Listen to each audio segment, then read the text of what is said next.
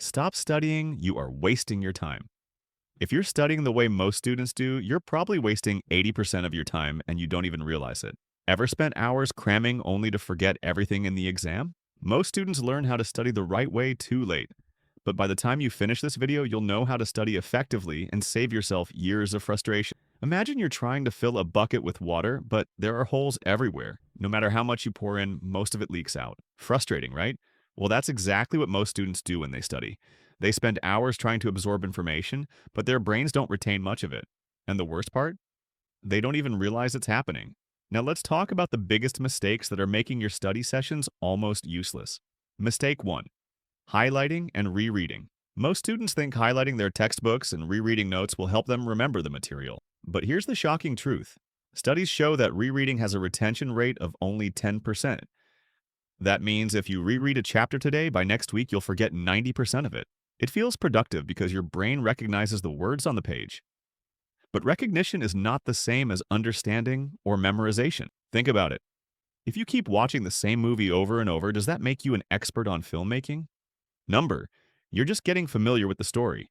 And that's exactly what happens with passive rereading. Mistake 2, cramming last minute.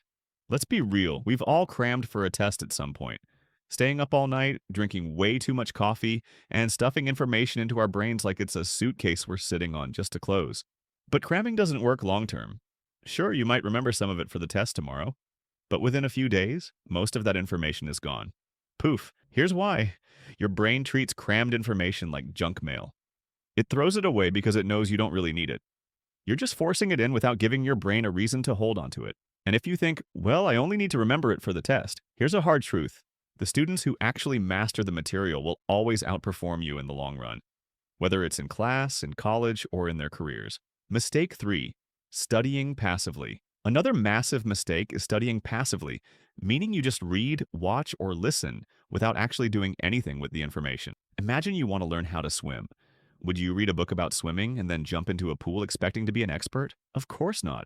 You'd drown. Yet when it comes to studying, most students do exactly that.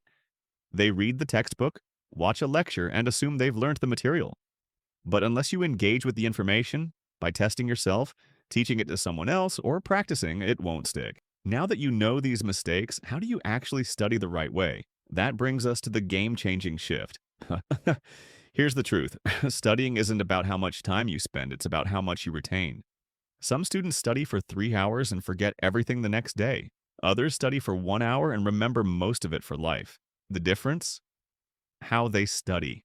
Most people treat studying like mindless repetition. But real learning happens when your brain is actively challenged, when it struggles, when it makes connections, and when it retrieves information on its own. This is where retention greater than consumption. Instead of mindlessly consuming information, you need to focus on retaining it in a way that actually sticks. The learning pyramid, the key to studying smarter. Let me show you something called the learning pyramid. This one simple concept can change the way you study forever. At the bottom of the pyramid, we have reading. This has a retention rate of only 10%. Meaning if you just read your textbook, you're forgetting 90% of it. Next, we have lectures. When you sit in class and listen to a teacher talk, you retain about 20%. Now let's go higher. Watching demonstrations. That's about 30% retention. But here's where it gets powerful. When you actively engage with the information, retention skyrockets. Practicing a concept, that's 75% retention. Teaching it to someone else, 90% retention. That means if you truly want to remember what you study, you need to stop just reading and start actively recalling, teaching, and applying the information. And that's exactly what we're about to break down step by step. Step 1. Active recall and testing. If you want to remember more in half the time, you need a strategy called active recall. Active recall forces your brain to lift the weight. Instead of passively taking in information, you pull it out from memory. That's what makes it stick. And the best way to do this? 2 science-backed techniques. Strategy 1. The Feynman Technique. If you can't explain something in simple terms, you don't understand it. Pick a concept and try to teach it to a 5-year-old. If you struggle, go back and relearn the parts you got stuck on. This shows you exactly where the gaps in your knowledge are. Refine your explanation until it's crystal clear. This works because teaching forces your brain to organize information, making it easier to recall later. Strategy 2. Past papers and self-quizzing. Here's a fact. The top students don't study more, they test themselves more. Instead of rereading, they actively quiz themselves using flashcards, past exam papers, or self-made quizzes. A real-world case study showed that students who quizzed themselves before studying scored 50% higher on exams than those who just read their notes. Step 2.